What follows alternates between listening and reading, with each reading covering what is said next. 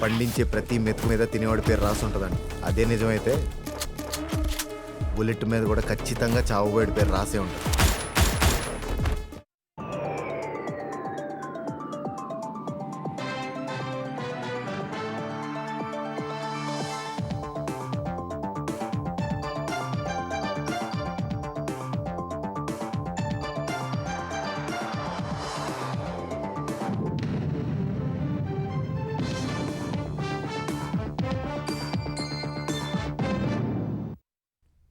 నమస్కారం. ఈటీవీ న్యూస్కు స్వాగతం. ముఖ్యాంశాలు. దేశ పశ్చిమ ప్రాంతంతో కాకినాడ విశాఖల అనుసంధానం. రోడ్డు రైల్వే కనెక్టివిటీ పెంచాలన్న చంద్రబాబు, భారీగా పెట్టుబడులొస్తాయని వెల్లడి. విశాఖలో ఐబీఎం ఫ్యూచర్ నౌ సెంటర్ను ప్రారంభించిన లోకేష్. ప్రపంచ డిజిటల్ ఆర్థిక వ్యవస్థలో ఏపీ యువత భాగస్వాములు కావాలని పిలుపు. నేడు ఆంధ్రప్రదేశ్ మంత్రివర్గ భేటీ. సిఆర్డీఏ నిర్ణయాలకు ఆమోదం తెలపనున్న కేబినెట్. ఈ నెల 17 నుంచి అసెంబ్లీ సమావేశాల నిర్వహణపై చర్చ. ఫార్ములా ఈ రేస్ ఒప్పందానికి ముందే క్విట్ ప్రోకో. బీఆర్ఎస్కు 44 కోట్ల విలువైన ఎలక్టోరల్ బాండ్లు. కేసు ఛార్జ్ షీట్లో కీలక అంశాలు వెల్లడించిన ఏసీబీ.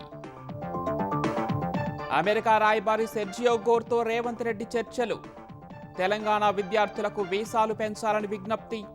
రెన్యువల్ సరళతరానికి సూచన. డీలిమిటేషన్ మహిళా రిజర్వేషన్ల బిల్లులపై ప్రచారానికి కేంద్రం తెర. పార్లమెంటు ప్రత్యేక సమావేశాలు ఉండబోవని కిరణ్ రిజిజు ప్రకటన. ఈ ఏడాది డిసెంబర్లో బంగ్లాదేశ్ వెళతానన్న షేక్ హసీనా. జైలుకు పోయేందుకైనా సిద్ధమని ప్రకటన. అవామీ లీగ్పై నిషేధం ఎత్తివేతకు డిమాండ్.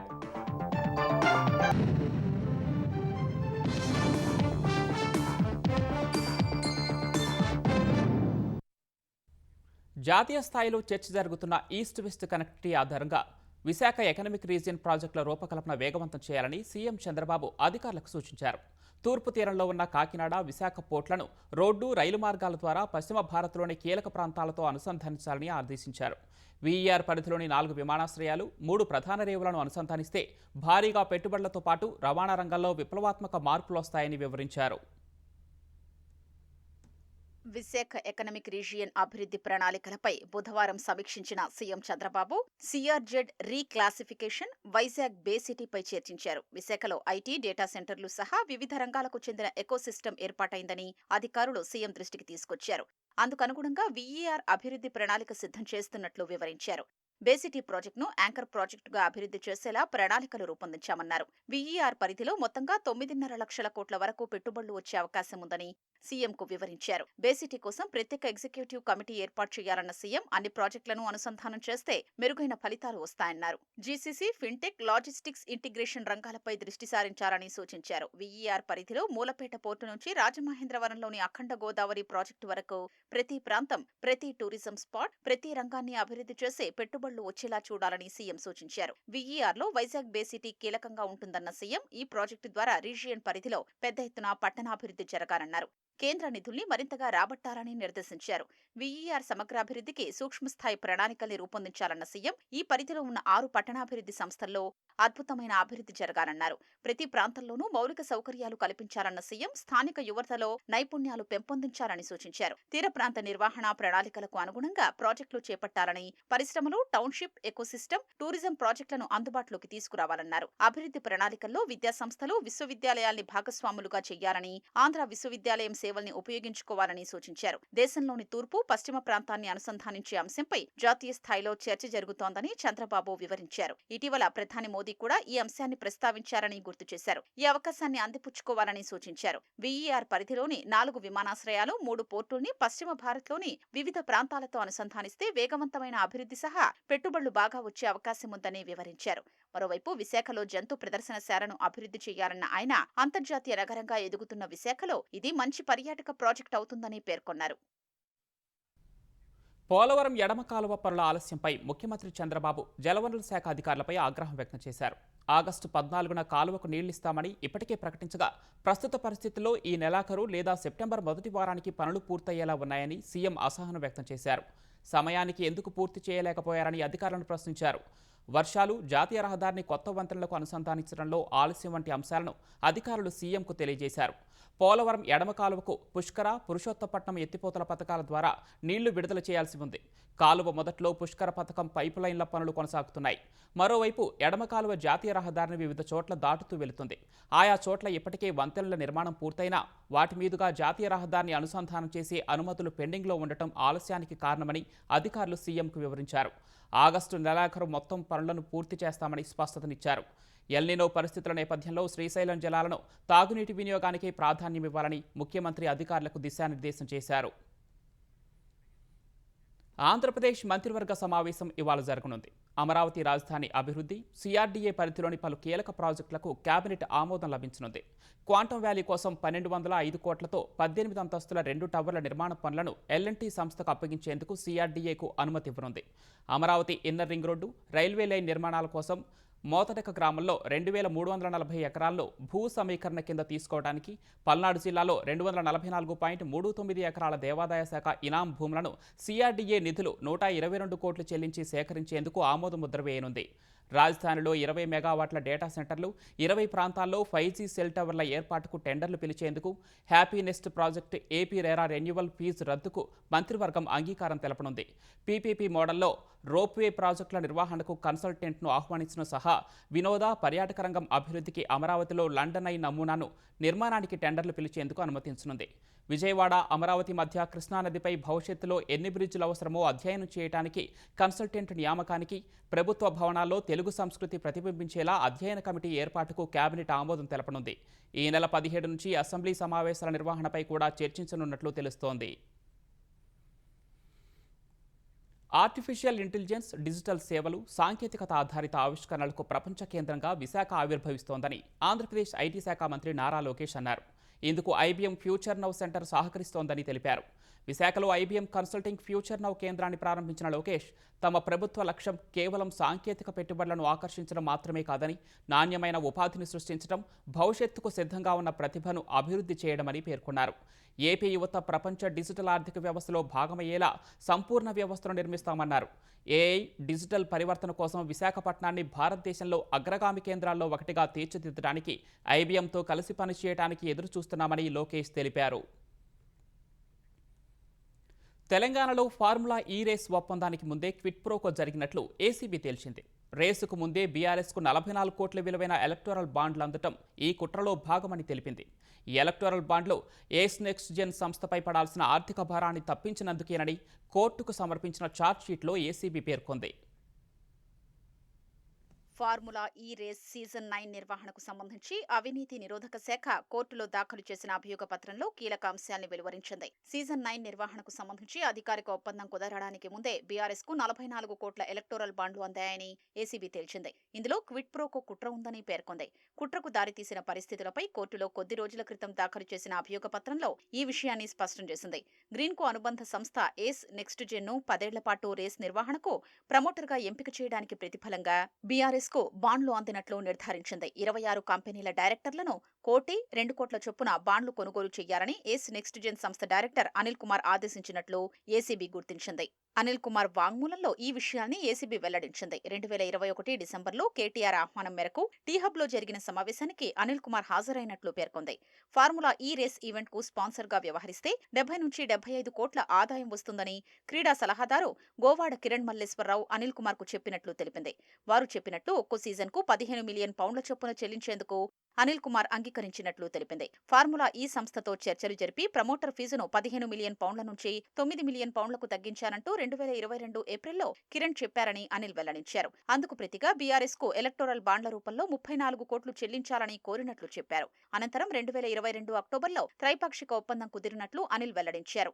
సీజన్ 9లో 20 కోట్ల నుంచి 30 కోట్ల మేర మాత్రమే నష్టం ఉంటుందని అంచనా వేసినప్పటికీ అనూహ్యంగా 160 కోట్ల నష్టం రావడంతో సీజన్ 10 చెల్లింపుల నుంచి వైదొలిగినట్లు అనిల్ కుమార్ స్పష్టం చేశారు.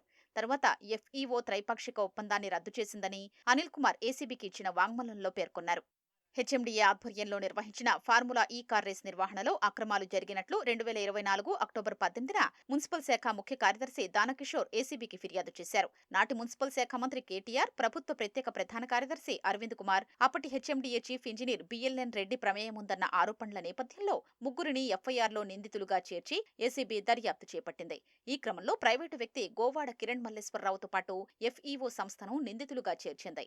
మరోవైపు సీజన్ 9లో ప్రమోటర్కు 160 కోట్ల మేర నష్టం వాటిల్లినప్పటికీ రేస్ విజయవంతమైందని పేర్కొనడం ద్వారా అరవింద్ కుమార్ కొత్త ప్రభుత్వాన్ని తప్పుదారి పట్టించేందుకు ప్రయత్నించారని పేర్కొంది. హైకోర్టు, సుప్రీంకోర్టులో కేటీఆర్ దాఖలు చేసిన పిటిషన్లలో నీల్సన్ అనే మార్కెట్ రీసెర్చ్ సంస్థ సీజన్ 9 ప్రభావ విశ్లేషణ నిర్వహించిందని పేర్కొన్నారు. అయితే నీల్సన్ స్పోర్ట్స్ ను నియమించింది ఎఫ్ఈఓ మాత్రమేనని ఏసీబీ గుర్తించింది. ఆ నివేదిక ప్రకారం 2025 ఏప్రిల్ 28న ఎఫ్ఈఓను ప్రశ్నించినా సమాధానం రాలేదని ఏసీబీ పేర్కొంది. ఈ రేస్ వల్ల రాష్ట్ర ఆర్థిక వ్యవస్థ, బ్రాండ్ వాల్యూకు కలిగిన లాభాలపై ఎలాంటి అధికారిక అధ్యయనం జరిగినట్లు ఆధారాలు లేవని ఏసీబీ దర్యాప్తులో తేల్చింది. ఉన్నత విద్య కోసం అమెరికా వెళ్లే తెలంగాణ విద్యార్థులకు వీసాలు పెంచాలని భారత్లోని అమెరికా రాయబారి సెర్జియో గోర్ను ముఖ్యమంత్రి రేవంత్ రెడ్డి కోరారు. వీసా అపాయింట్మెంట్లు సకాలంలో లభించేలా సహకరించాలని విజ్ఞప్తి చేశారు. ఢిల్లీలో సెర్జియో గోర్తో సమావేశమైన సీఎం వీసా ఇంటర్వ్యూ స్లాట్లను పెంచాలని, దరఖాస్తుల పరిశీలనను వేగవంతం చేయాలని కోరారు. H1B visa processing, renewal, visa స్టాంపింగ్ను సరళతరం చేయాలని విజ్ఞప్తి చేశారు. వీసా నిబంధనల్లో మార్పులపై ముందుగా సమాచారం ఇవ్వాలని సూచించారు. తెలంగాణలో అమెరికా సంస్థలకు విస్తృత పెట్టుబడి అవకాశాలున్నాయని, IT, AI, life sciences, pharma, పరిశోధన రంగాల్లో భాగస్వామ్యానికి సిద్ధంగా ఉన్నామని తెలిపారు. అమెరికా విశ్వవిద్యాలయాలు తెలంగాణ విద్యా సంస్థలతో కలిసి పనిచేసేలా సహకరించాలని కోరారు. తెలంగాణ సంప్రదాయాలు, వంటకాలు, రాష్ట్ర బలాలపై సెర్జియో గోర్ చూపిన ఆసక్తిని సీఎం అభినందించారు. అమెరికా, తెలంగాణ మధ్య సంబంధాలను మరింత విస్తరించేందుకు సంపూర్ణ సహకారం అందిస్తామని రాయబారి హామీ ఇచ్చినట్లు సీఎం కార్యాలయం ఒక ప్రకటనలో తెలిపింది. అంకిత భావం, సీనియారిటీకి పెద్దపీట వేస్తూ పార్టీ పదవులు భర్తీ చేసే దిశగా తెలంగాణ కాంగ్రెస్ కసరత్తు ప్రారంభించింది. పార్టీ ప్రతిపక్షంలో ఉన్నప్పుడు కష్టపడి పనిచేసిన సీనియర్లకి 60% పదవులు కట్టబెట్టాలన్న ఏఐసీసీ ఆదేశాల మేరకు ఇన్ఛార్జి మంత్రులు వివరాలు సేకరిస్తున్నారు. నామినేటెడ్ పార్టీ కమిటీల పదవులు, ఎమ్మెల్సీ అభ్యర్థుల ఎంపికపై ఉమ్మడి జిల్లాల ప్రాతిపదికన ఇన్ఛార్జి మంత్రులు ఆరా తీస్తున్నారు. హైదరాబాద్లో ఉమ్మడి ఖమ్మం, వరంగల్, మహబూబ్ నగర్ జిల్లాల ఇన్ఛార్జి మంత్రులు వాకిటి శ్రీహరి, పొంగులేటి శ్రీనివాసరెడ్డి, దామోదర్ రాజనరసింహ ఆయా జిల్లాల నేతలతో సమీక్షలు నిర్వహించారు. త్వరలో ఖాళీ కానున్న ఎమ్మెల్సీ స్థానాలకు అభ్యర్థుల ఎంపికపై చర్చించారు. నల్గొండ, ఖమ్మం, వరంగల్ పట్టభద్రుల ఎమ్మెల్సీ స్థానానికి ఉమ్మడి ఖమ్మం, నల్గొండ, వరంగల్ జిల్లాల నుంచి 5 పేర్లు చర్చకు రాగా పొంగులేటి రాసుకొని పార్టీ పెద్దల ముందుంచి సర్వే నివేదికలను జోడించి నిర్ణయం తీసుకుంటామని తెలిపారు. హైదరాబాద్ జిల్లా పరిధిలోని 15 నియోజకవర్గాల్లో జరగనున్న పట్టభద్రుల ఎమ్మెల్సీ ఎన్నికల నేపథ్యంలో జిల్లా ఇన్ఛార్జి మంత్రి పొన్నం ప్రభాకర్ స్థానిక నేతల నుంచి లిఖితపూర్వకంగా అభిప్రాయాలను సేకరిస్తున్నారు. సమర్థులైన అభ్యర్థుల ఎంపికలో స్థానిక నాయకుల అభిప్రాయాలకు అత్యంత ప్రాధాన్యత ఉంటుందని పొన్నం చెప్పారు. పట్టభద్రుల ఓటరు నమోదు ప్రక్రియపై ప్రత్యేక దృష్టి సారించాలని మంత్రులు నేతలకు సూచించారు. మహిళా రిజర్వేషన్లు, నియోజకవర్గాల పునర్విభజన బిల్లులపై జరుగుతున్న ప్రచారానికి పార్లమెంటరీ వ్యవహారాల శాఖ మంత్రి కిరణ్ రిజిజు తెరదించారు. ఈ బిల్లుల కోసం ఈ నెల 16 నుంచి 18 వరకు పార్లమెంటు ప్రత్యేక సమావేశాలు నిర్వహిస్తారని వార్తల్లో నిజం లేదని ఆయన స్పష్టం చేశారు. 2029 నాటికి చట్టసభల్లో మహిళలకు 33% రిజర్వేషన్ల అమలు, లోక్సభ స్థానాలను 816కు పెంచే రాజ్యాంగ సవరణ బిల్లును ఆమోదించేందుకు కేంద్రం మళ్లీ ప్రయత్నాలు ప్రారంభించింది. 4 నెలల క్రితం తగిన సంఖ్యాబలం లేక ఈ బిల్లులు వేగిపోగా వాటికి తాజాగా విపక్షాల మద్దతు కూడగట్టేందుకు నిన్న మంత్రి కిరణ్ రిజిజు లోక్సభ ప్రతిపక్ష నేత రాహుల్ గాంధీతో భేటీ అయ్యారు. అయితే ఈ బిల్లుకు మద్దతుపై కాంగ్రెస్ నుంచి స్పష్టమైన హామీ రాలేదని తెలిసింది. సమాజ్వాదీ పార్టీ అధినేత అఖిలేష్ యాదవ్, డీఎంకే నాయకత్వంతోనూ కేంద్రం మంతనాలు జరపనుంది. వైసీపీ నేత, మాజీ ఎమ్మెల్యే మల్ల విజయ్ ప్రసాద్ ఇళ్లలో సోదాలు నిర్వహించిన ఈడీ స్థిరాచరాస్తుల పత్రాలను తనిఖీ చేసి కొన్ని స్వాధీనం చేసుకున్నట్లు తెలుస్తోంది. బుధవారం ఉదయం 6 గంటల నుంచి రాత్రి వరకు బీహార్కు చెందిన అధికారులు విశాఖ సేతమధార కేఆర్ఎం కాలనీలోని విజయ్ ప్రసాద్ ఇంట్లో సోదాలు చేశారు. చిట్ ఫండ్, ఆర్థిక మోసం కేసుల్లో 2021లో Odisha economic offences wing Vijay ప్రసాద్ను అరెస్ట్ చేయగా బెయిల్పై విడుదలయ్యారు. ఇదే కేసుకు సంబంధించి ఆర్థిక లావాదేవీలు, మనీ లాండరింగ్ అంశాలపై ప్రస్తుతం ఈడీ విచారణ జరుపుతోంది. Welfare buildings and estates private limited managing డైరెక్టర్గా విజయ్ ప్రసాద్ 2007-2014 మధ్య కాలంలో అధిక లాభాలు వస్తాయంటూ ఆశ చూపి భారీగా డిపాజిట్లు సేకరించారు. స్వర్ణ వికాస్, ఎంఐఎస్ స్వర్ణలక్ష్మి వంటి స్కీమ్ల పేరుతో వెల్ఫేర్ గ్రూప్ ప్రజల నుంచి భారీగా డబ్బులు వసూలు చేసింది. ఈ డిపాజిట్లను మెచ్యూరిటీ తర్వాత తిరిగి చెల్లించకుండా చేతులెత్తేసింది. ఈ నేపథ్యంలోనే విశాఖలోనే 4 పోలీస్ స్టేషన్ల పరిధిలో క్రిమినల్ కేసులు నమోదయ్యాయి. వెల్ఫేర్ గ్రూప్ తెలంగాణ, ఛత్తీస్గఢ్, ఒడిశాలోనూ కార్యకలాపాలు నిర్వహించింది. అన్ని రాష్ట్రాల్లో కలిపి అక్రమ డిపాజిట్లు 3,000 కోట్లకు పైగానే సేకరించినట్లు విచారణలో తేలినట్లు సమాచారం. వివిధ రాష్ట్రాల్లోని పోలీస్ స్టేషన్లలో నమోదైన కేసుల ఆధారంగా రంగంలోకి దిగిన ఈడీ ఏకకాలంలో హైదరాబాద్, విశాఖలోని ఆయన నివాసాలు, కార్యాలయాల్లో సోదాలు చేపట్టింది. సాయికృష్ణ మృతి కేసులో సిఐ నాగరాజును 7 రోజుల పాటు విచారించిన ప్రత్యేక దర్యాప్తు బృందం దాదాపు 500 ప్రశ్నలు సంధించింది. వీటిలో ఒక్క ప్రశ్నకు ఆయన సూటిగా సమాధానమివ్వలేదని సమాచారం. ప్రధానంగా స్టేషన్లో సీసీటీవీ ఫుటేజ్ మాయం, సాయికృష్ణ మృతదేహాన్ని ఏం చేశారనే కోణంలో ఎక్కువ ప్రశ్నలు అడిగారు. అయితే నాగరాజు నుంచి ఎలాంటి సమాచారం రాబట్టలేకపోయినట్లు తెలిసింది. 7 రోజుల విచారణ ముగిసిన అనంతరం నాగరాజును సిట్ అధికారులు ప్రభుత్వాసుపత్రిలో వైద్య పరీక్షలు చేయించి కోర్టులో హాజరుపరిచారు.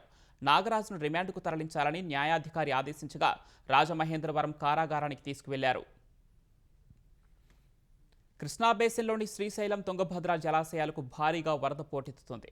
ఈ సీజన్లోనే అత్యధికంగా శ్రీశైలం ప్రాజెక్టుకు 2,43,000 క్యూసెక్ల ఇన్ఫ్లో రికార్డైంది. ప్రాజెక్టు నీటి మట్టం 867 అడుగులకు, నీటి నిల్వ 130 టీఎంసీలకు చేరుకుంది. ఇలాగే 4 రోజులు కొనసాగితే శ్రీశైలం గేట్లు ఎత్తే అవకాశం ఉంది. ఎగువను కురుస్తున్న వర్షాలకు ఆల్మట్టి, నారాయణపూర్ ప్రాజెక్టుల నుంచి భారీగా నీటిని కిందికి వదులుతున్నారు. దీనికి తోడు భీమా వరద కూడా తోడవడంతో జోరాల ప్రాజెక్టు 2,52,000 క్యూసెక్ల వరద వస్తూ ఉండగా వచ్చిన నీటిని వచ్చినట్లుగా కిందకు వదిలేస్తున్నారు. తుంగభద్ర ప్రాజెక్టుకు సైతం 1,00,000 క్యూసెక్ల ఇన్ఫ్లో ఉంది. నీటి నిల్వ 60 టీఎంసీలకు చేరింది. ఇలాగే మరో 4 రోజులు ఉంటే తుంగభద్ర గేట్లెత్తి శ్రీశైలానికి విడుదల చేయనున్నారు. మరోవైపు గోదావరి ద్వారా శ్రీరామ్ సాగర్కు 28,000 క్యూసెక్ల వరద వస్తూ ఉండగా ప్రాజెక్టులో 37 టీఎంసీల నీరు నిల్వ ఉంది. ప్రాజెక్టు నిండటానికి మరో 43.5 టీఎంసీలు అవసరం. మధ్య మానేరుకు 14,500 క్యూసెక్ల వరద వస్తూ ఉండగా ఎల్లంపల్లి నుంచి నంది పంపు హౌస్ ద్వారా ఇక్కడికి నీటి తరలింపు కొనసాగుతోంది. నిజాం సాగర్, కడెం ప్రాజెక్టులకు కూడా వరద నీరు వస్తూ ఉండగా మేడిగడ్డ వద్ద ప్రాణహిత నీటితో కలిపి 1,00,000 క్యూసెక్లను దిగువకు వదులుస్తున్నారు. తెలంగాణలో 22A భూముల పేరిట అర్హులకు అన్యాయం జరగబోదని రెవెన్యూ శాఖ మంత్రి పొంగులేటి శ్రీనివాసరెడ్డి స్పష్టం చేశారు. పేదలకు చెందిన సెంటు భూమి కూడా ప్రభుత్వం నిషేధిత జాబితాలో చేర్చలేదన్నారు. సామాజిక మాధ్యమాల్లో వస్తున్న అసత్య ప్రచారాలను ప్రజలు నమ్మవద్దని సూచించారు. 22A నిషేధిత భూములపై వస్తున్న విమర్శలు, హైకోర్టు ఆదేశాలపై మంత్రి పొంగులేటి శ్రీనివాసరెడ్డి సచివాలయంలో సమీక్ష నిర్వహించారు. హైదరాబాద్ క్యూర్ పరిధిలో వివాదాల్లేని ప్రైవేటు భూములను ప్రభుత్వం 22A నిషేధిత జాబితాలో చేర్చిందనే ప్రచారాన్ని ఖండించారు. 22Aలో ఉన్న భూముల విషయంలో నిజమైన భూ హక్కుదారులకు అన్యాయం జరగకుండా చూడటమే ప్రభుత్వ ధ్యేయమన్నారు. అర్హుల హక్కులతో పాటు ప్రభుత్వ భూములను రక్షించడమే లక్ష్యంగా ప్రభుత్వం పనిచేస్తోందని పొంగులేటి స్పష్టం చేశారు. క్యూర్ పరిధిలో ప్రభుత్వం ఇచ్చిన ఆదేశాలను అన్ని జిల్లాల కలెక్టర్లు, రెవెన్యూ అధికారులు తప్పనిసరిగా అమలు చేయాలని పొంగులేటి సూచించారు. ప్రతి కేసును వాస్తవాలు, రికార్డులు, చట్టపరమైన అంశాల ఆధారంగా పరిశీలించి నిర్ణయాలు తీసుకోవాలన్నారు. 22Aకి సంబంధించిన దరఖాస్తులు, ఫిర్యాదులను నిర్ణీత కాల వ్యవధిలో పరిష్కరించాలని ఆదేశించారు. 22A వివాదాల పరిష్కారానికి హైకోర్టు నిర్దేశించిన 45 రోజుల గడువులోనే అన్ని ప్రక్రియలు పూర్తి చేయాలని చెప్పారు. ప్రభుత్వం జారీ చేసిన జీవోలను అమలు చేయాలని కోర్టులు చెప్పగలవా అని బీఆర్ఎస్ ఎమ్మెల్యే హరీష్ రావు, బీజేపీ ఎమ్మెల్యే పాయల్ శంకర్ను తెలంగాణ హైకోర్టు ప్రశ్నించింది. ప్రభుత్వ విధానాల అమలు కోసం ప్రజాప్రతినిధులుగా ఉన్న వ్యక్తులు అసెంబ్లీ లేదంటే ప్రజావేదికలను ఎందుకు ఎంపిక చేసుకోరాదని ప్రశ్నించింది. రుణమాఫీ, ఇన్పుట్ సబ్సిడీ అమలు చేయాలని కోరుతూ హరీష్ రావు, పాయల్ శంకర్ వేర్వేరుగా వ్యాజ్యాలు దాఖలు చేశారు. వీటిపై రిజిస్ట్రీ లేవనెత్తిన అభ్యంతరాలపై ప్రధాన న్యాయమూర్తి ధర్మాసనం విచారణ చేపట్టింది. రాష్ట్ర వ్యాప్తంగా 10 లక్షల మంది రైతు కుటుంబాలు ఇన్పుట్ సబ్సిడీకి అర్హులైనప్పటికీ 10,000 మందికి మాత్రమే చెల్లింపులు జరిగాయని పిటిషనర్ల తరపు న్యాయవాది వాదించారు. వరద ప్రభావిత జిల్లాలు, బాధితుల గుర్తింపు, లబ్ధిదారుల సంఖ్య, మంజూరు చేసిన పరిహారం వివరాలను ప్రభుత్వం ప్రకటించగా ఆర్థిక శాఖ కూడా ఆమోదించిందన్నారు. ఈ వాదనలను విన్న ధర్మాసనం పరిపాలనా అనుమతులు మంజూరయ్యాక ప్రభుత్వం వద్ద ఉన్న వనరుల ఆధారంగా విడతల వారీగా నిధుల విడుదల చేయవచ్చని తెలిపింది. ఆర్థిక పరిస్థితిని తెలుసుకోకుండా పలానా దానికి 2,000 కోట్లు మంజూరు చేయాలని ఎలా చెప్పగలమని ధర్మాసనం ప్రశ్నించింది. ఒకసారి ఆదేశాలిస్తే ప్రతి శాఖను ఆదేశించాలంటూ పిటిషన్లు దాఖలయ్యే అవకాశం ఉందని పేర్కొంది. పిటిషనర్ల విచారణార్హతకు సంబంధించి ఈ నెల 14న నిర్ణయం వెలువరిస్తామంటూ విచారణ వాయిదా వేసింది. ప్రజల ప్రాణాలతో చెలగాటమాడుతున్న కల్తీ రాయుళ్లపై కఠిన చర్యలు తీసుకోవాలని కేంద్ర మంత్రి కిషన్ రెడ్డి తెలంగాణ ప్రభుత్వానికి విజ్ఞప్తి చేశారు. తెలంగాణలో ఇటీవల వెలుగు చూస్తున్న ఆహార కల్తీ ఘటనలపై కిషన్ రెడ్డి ట్విట్టర్ వేదికగా తీవ్ర ఆందోళన వ్యక్తం చేశారు. మసాలా దినుసుల బరువు, రంగు పెంచేందుకు వస్త్ర పరిశ్రమలో వాడే రసాయనాలు, కృత్రిమ రంగులు, టాల్కమ్ పౌడర్ వంటివి కలపటం దారుణమన్నారు. కల్తీని అరికట్టి ప్రజారోగ్యాన్ని కాపాడేందుకు కేంద్ర ప్రభుత్వం సాఫ్టెల్ పథకం ద్వారా తెలంగాణలో టెస్టింగ్ వ్యవస్థను బలోపేతం చేస్తోందని వెల్లడించారు. తెలంగాణకు ఇప్పటికే 11.68 కోట్లు విడుదల చేశామని, మరో 23.37 కోట్లకు ఆమోదం తెలిపినట్లు ఆయన వివరించారు. హైదరాబాద్ జోన్ పరిధిలో 17 ప్రైమరీ, 5 రిఫరల్ ల్యాబ్లను నోటిఫై చేశామన్నారు. తెలంగాణ ప్రభుత్వం తక్షణమే ప్రజల ప్రాణాలతో చెలగాటమాడుతున్న కల్తీ రాయులపై కఠిన చర్యలు చేపట్టాలని కిషన్ రెడ్డి కోరారు. డిసెంబర్లో స్వదేశానికి తిరిగి వెళ్లి తీరుతానని బంగ్లాదేశ్ మాజీ ప్రధాని షేక్ హసీనా సంచలన ప్రకటన చేశారు. మరణశిక్ష విధించినా, జైలు పాలు చేసినా వెనక్కి తగ్గేది లేదని ఆమె పేర్కొన్నారు. తీవ్ర నిరసనల మధ్య ప్రాణభయంతో 2024 ఆగస్టు 5న భారత్కు చేరుకున్న తర్వాత తొలిసారిగా ఆమె వర్చువల్ ద్వారా మీడియాతో మాట్లాడారు. ఆడియో మాత్రమే ఉన్న ఆ సమావేశంలో హసీనా కీలక వ్యాఖ్యలు చేశారు. 2024లో జరిగిన ఆందోళనలు సాధారణ విద్యార్థి ఉద్యమం కాదని, అదృశ్య శక్తులు తెర వెనుక ఉండి నడిపించిన హింసాత్మక రాజకీయ కుట్ర అని ఆమె ఆరోపించారు. బంగ్లాదేశ్లో ప్రస్తుత పరిస్థితి ఆందోళనకరంగా ఉందని, అవామీ లీగ్పై నిషేధాన్ని ఎత్తివేసి అక్రమ కేసులు పెట్టిన రాజకీయ ఖైదీలను వెంటనే విడుదల చేయాలని డిమాండ్ చేశారు. ఢాకా ప్రత్యేక ట్రైబ్యునల్ హసీనాకు మరణశిక్ష విధించిన నేపథ్యంలో తన ప్రాణాల కంటే ప్రజల భవిష్యత్తే తనకు ముఖ్యమని హసీనా ఉద్ఘాటించారు. కష్టకాలంలో అండగా నిలిచిన భారత్కు తమకు ఎప్పటికీ గొప్ప మిత్రదేశమని ఆమె కొనియాడారు. Worried about my own future, about the future of Bangladesh. I want to return because the people deserve security, development, prosperity, and peace. They deserve a state that protects them, an economy that gives them opportunity, and a democracy that gives them rights. My return and the return of the Awami League to the democratic process is not about power. It is about putting Bangladesh back to the right track. People are the source of all power. Bangladesh cricket జట్టు మాజీ captain, Awami league మాజీ MP Shakib అల్ హసన్ ఇంటిపై బుధవారం రాత్రి దుండగులు దాడి చేసి నిప్పు పెట్టేందుకు యత్నించారు. మాజీ ప్రధాని షేక్ హసీనా నిర్వహించిన వర్చువల్ ప్రెస్ కాన్ఫరెన్స్లో షకీబ్ కనిపించిన కొద్ది గంటల్లోనే మాగురాలోని ఆయన నివాసంపై ఈ దాడి జరిగింది. రాత్రి 9 గంటల సమయంలో మోటార్ సైకిళ్లపై వచ్చిన కొందరు వ్యక్తులు షకీబ్ ఇంటిపై పెట్రోల్ బాంబులను విసిరారు.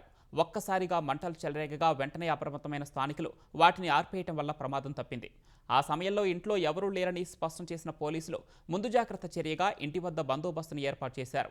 2024లో అవామీ లీగ్ అధికారం కోల్పోవడానికి ముందు మాగురా నుంచి ఎంపీగా షకీబ్ ప్రాతినిధ్యం వహించారు. అంతర్జాతీయ వాణిజ్యానికి అత్యంత కీలకమైన హర్మూజ్ జలసంధి తెరుచుకునే దిశగా అడుగులు పడుతున్నాయి. ఈ జలసంధిని తిరిగి తెరిచేందుకు ఒమన్తో జరుగుతున్న ఒప్పందం తుది దశలో ఉందని ఇరాన్ ప్రకటించింది. తమ షరతులను అమెరికా అడ్డుకోకపోతే సంయుక్త ప్రకటన వెలువరిస్తామని ఇరాన్ విదేశాంగ శాఖ ప్రతినిధి ఇస్మాయిల్ బఘేయి స్పష్టం చేశారు. అటు ఈ వారంలోనే హర్మూజ్ను పూర్తిగా తెరవడానికి కీలక ప్రకటన వెలువడే అవకాశం ఉందని అమెరికా అధ్యక్షుడు డొనాల్డ్ ట్రంప్ సైతం ధృవీకరించారు. పర్షియన్ గల్ఫ్లోకి నౌకలు ప్రవేశించేందుకు ఇరాన్ ఆధీనంలోని మార్గాన్ని, బయటకు వెళ్లేందుకు ఒమన్ ఆధీనంలోని మార్గాన్ని వినియోగించేలా ఇరు దేశాల ప్రతినిధులు ముసాయిదాను సిద్ధం చేసినట్లు సమాచారం. అయితే భద్రత, సముద్ర పర్యావరణ పరిరక్షణ పేరుతో నౌకల నుంచి సర్వీస్ ఫీజు వసూలు చేయాలన్న ఇరాన్ ప్రతిపాదనను అమెరికా వ్యతిరేకిస్తోంది. ఈ ఒప్పందానికి Iran supreme leader Ayatollah Mujtaba Khamenei తుది ఆమోదం తెలపాల్సి ఉంది.